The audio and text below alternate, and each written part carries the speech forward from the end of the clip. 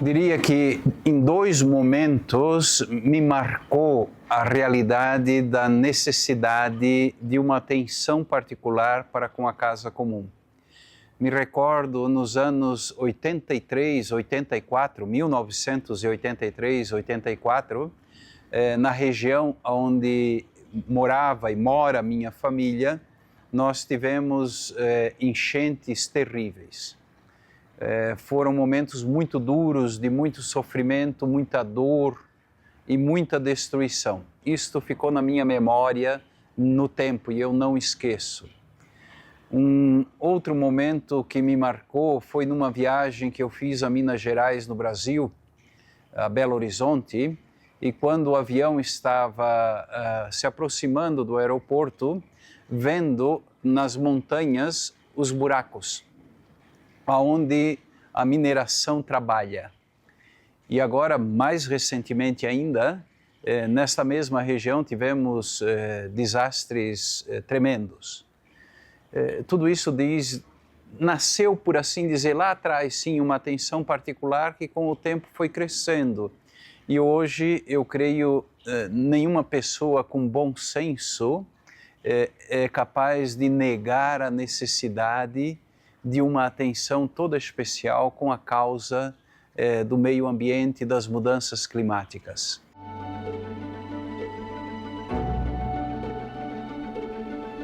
Estávamos participando da segunda sessão do Sínodo em Roma em 2024. Era domingo, era dia de descanso para nós, os membros do Sínodo. E eu havia comprado um pequeno livrinho do Cardeal Martini para ler. E tinha reservado a manhã daquele domingo para ler este pequeno livro. Próximo ao meio-dia, concluí a leitura e decidi entrar na internet para buscar notícias do Brasil e do mundo. Estava vendo essas notícias e, de repente, o celular que estava ao meu lado começou a disparar mensagens. Parabéns, coragem, vai em frente, parabéns, mas não celebro nenhuma data. Essa data não representa para mim nada de especial na minha vida pessoal ou familiar. De repente, tocou o telefone.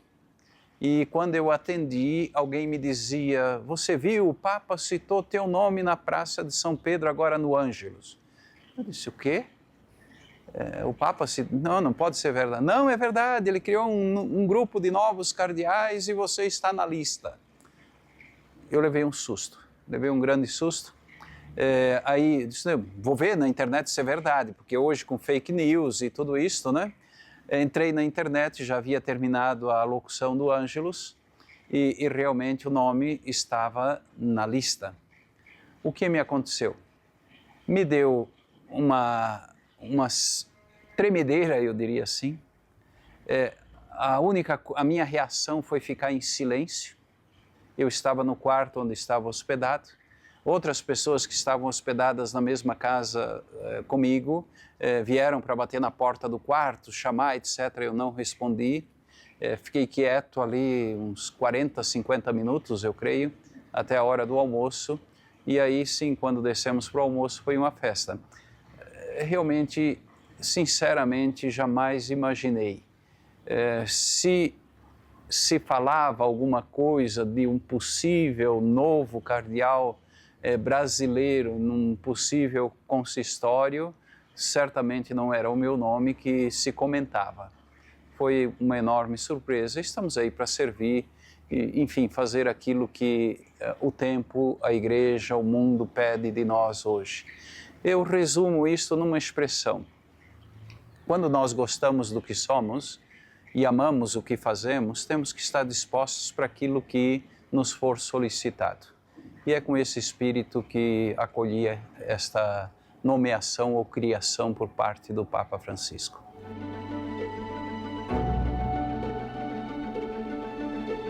Papa Francisco foi, por assim dizer, um lume de esperança para a Igreja, eu diria, em nível mundial, né?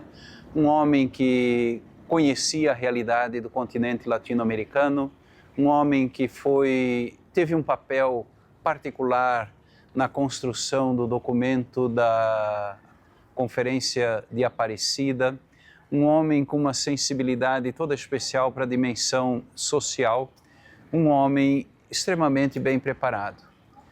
Quando foi eleito para esse serviço de sucessor de Pedro, foi uma grande surpresa, certamente. E ao longo do seu magistério, dos anos de serviço, foi crescendo sempre mais entre nós este sentimento de um homem realmente próximo, de um homem acolhedor, de um homem marcado por uma sensibilidade humana e espiritual particular. Certamente há setores na igreja, ainda hoje, que criticam a Papa Francisco. Ele certamente passará para a história como um desses homens talvez não suficientemente compreendidos. No entanto, resumindo o seu magistério, tem algo que me chama muito a atenção. Primeiro documento que ele publicou, Evangelho Gaudium, a alegria do Evangelho. Depois, Veritatis Gaudium, a alegria da verdade.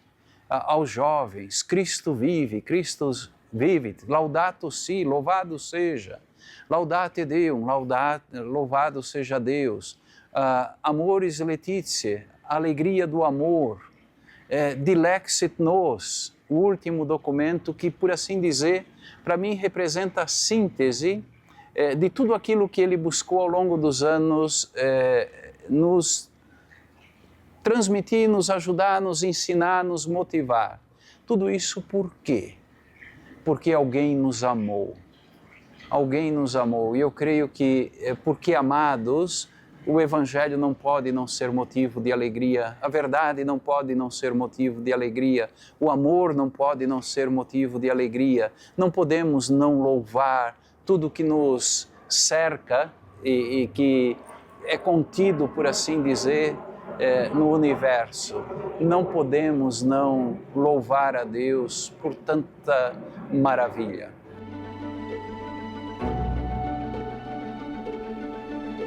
Certamente um texto paradigmático, que trouxe sim para o centro do debate um tema que até então talvez não havia tido a justa abordagem. No entanto, ele nos recordou algo muito simples, que está, por assim dizer, no bojo da nossa fé, da nossa tradição. Quando Deus termina a criação, diz o autor do livro do Gênesis, ele vê não só que tudo era bom, mas era muito bom. E Laudato Si vem nos recordar justamente, eu creio, essa dimensão bondosa, bela, presente em todas as coisas. E um elemento que eu creio o documento traz e que de alguma forma está relacionado com a ciência hoje também, e que os antigos já sabiam, a Sagrada Escritura já sabia. Tudo está interligado. E porque tudo está interligado, precisamos cuidar de uma forma toda especial das relações, por assim dizer, que mantém tudo interligado. Esse é um elemento. Um outro elemento que por vezes, talvez na leitura desse documento pode nos escapar, vem da liturgia da igreja. Nós temos um princípio que diz assim, lex orandi, lex credendi. Nós rezamos aquilo que cremos, né? E cremos rezando. Por exemplo, na oração eucarística 3, nós fazemos referência a toda a obra da criação. E tudo o que criastes proclama o vosso louvor. É assim que inicia a terceira oração eucarística. Também na quarta oração eucarística temos elementos que nos recordam esta integridade de todo o criado que não só precisa, mas mais do que isso, merece o respeito, o cuidado e a promoção.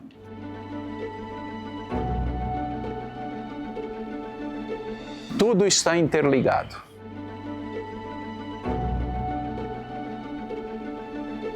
Eu penso que aqui nós tocamos um ponto muito importante em torno não só dessa questão, mas também de outras questões. A que me refiro? Eu faço uma distinção entre pessoas que têm uma prática religiosa, e a prática religiosa está presente na vida de todo ser humano. E mesmo, eu diria, aqueles que se dizem agnósticos ou ateus, de alguma forma, possuem sim uma prática religiosa. Talvez não a pertença a um credo ou outro. Por quê? Porque a dimensão religiosa, ela é parte integrante da estrutura do humano. Esse é o primeiro elemento. Mas precisamos distinguir esta prática religiosa daquilo que nós denominamos a experiência da fé. E a experiência da fé tem na sua base o encontro com a pessoa de Jesus Cristo. E é lógico, é verdade, eu imagino assim, creio assim, há intensidades nessa experiência de encontro com a pessoa de Jesus Cristo.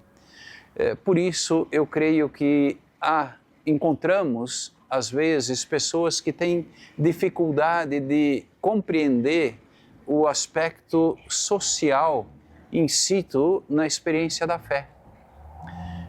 A fé sem obras, dizia Santiago, nos ensina Santiago, é morta. Né?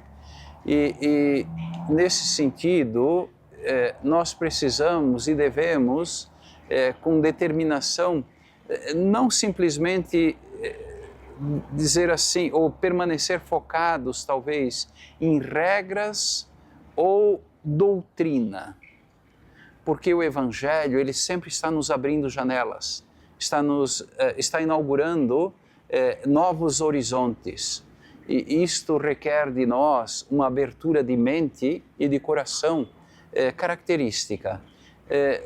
Na dimensão, na vivência da fé, ou na corresponsabilidade de participação na fé da Igreja, nós precisamos sempre manter essa abertura.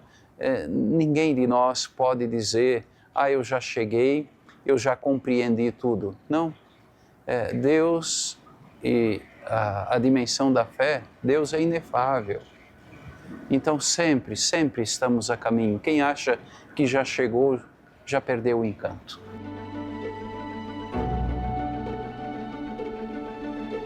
Aqui nós temos algo que perpassa, por assim dizer, a história do cristianismo. O gnosticismo, que separou tudo, um dualismo que marca a nossa compreensão de nós mesmos, da nossa existência, da vida e de tudo aquilo que nos cerca, né? Nós, na nossa linguagem, usamos, por exemplo, corpo e alma, céu e terra, enfim, luz e trevas, né? Estamos, por assim dizer, marcados por esta compreensão. No entanto, sobretudo quando nós falamos de salvação, nós não podemos esquecer que a salvação passa, sim, através do nosso corpo, da corporeidade de cada ser humano. Nós somos um corpo animado, não podemos fazer essa separação que por vezes é presente até em alguns discursos, né? Por exemplo, quando num passado não muito distante se dizia assim, salva a tua alma, né? Então o corpo era visto como algo quase que inimigo disto que nós denominamos alma. Mas é através desta estrutura corpórea que eu construo, ou sou chamado a construir, aquilo que nós denominamos santidade, salvação.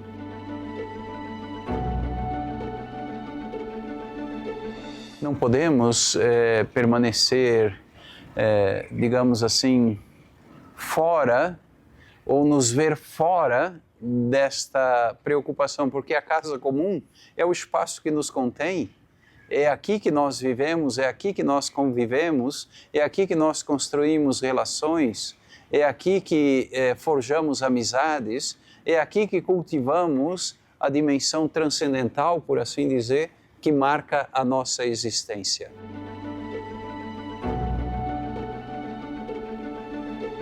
Aqui talvez venha todo o trabalho daquilo que nós denominamos a pastoral, né? Investir na promoção de consciência, mas sem perder jamais a dimensão da fé, ou se quisermos, da espiritualidade. Eu creio que os nossos projetos, as nossas iniciativas, as nossas estratégias para promover consciência em torno dessas questões delicadas como citas, elas necessitam de uma espiritualidade consistente.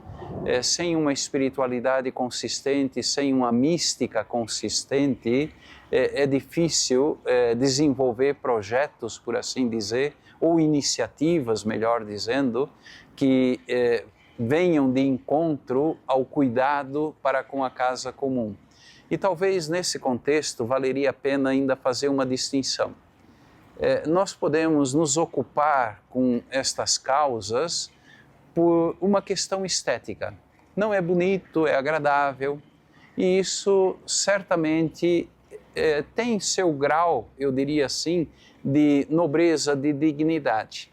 Mas nós podemos nos envolver nessas causas também por uma questão ética.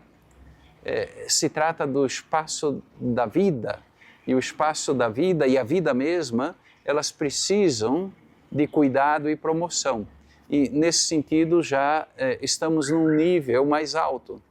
Mas podemos também nos engajar nessas causas a partir da dimensão da fé, que não nega, por assim dizer, a dimensão ética ou estética, mas as assume e dá, por assim dizer, ou oferece, melhor, uma dignidade, não sei que palavra usar, ou com uma intensidade, talvez, concede uma intensidade de engajamento toda própria.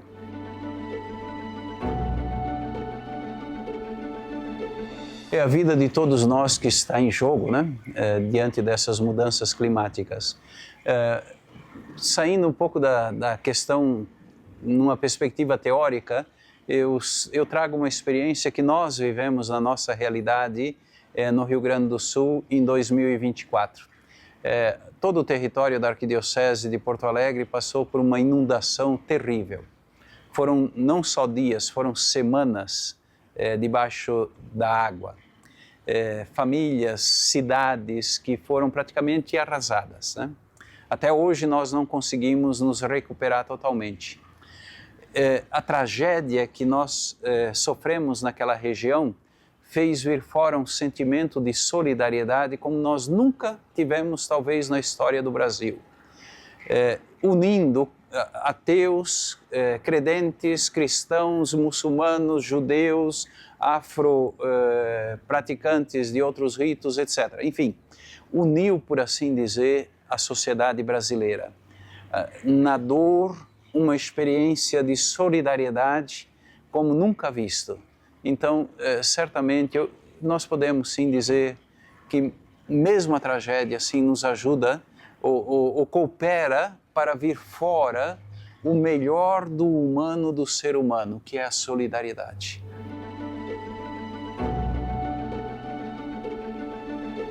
Eu imagino daqui a 50 anos uma igreja fiel ao Evangelho de Jesus Cristo, buscando, a partir da leitura assim, dos textos do próprio Evangelho, mas sabendo também ler os sinais dos tempos, encontrar as respostas adequadas a cada momento da história. Resumindo, uma igreja viva, uma igreja engajada, uma igreja alegre, uma igreja verdadeiramente discípula. Numa palavra, uma igreja profética.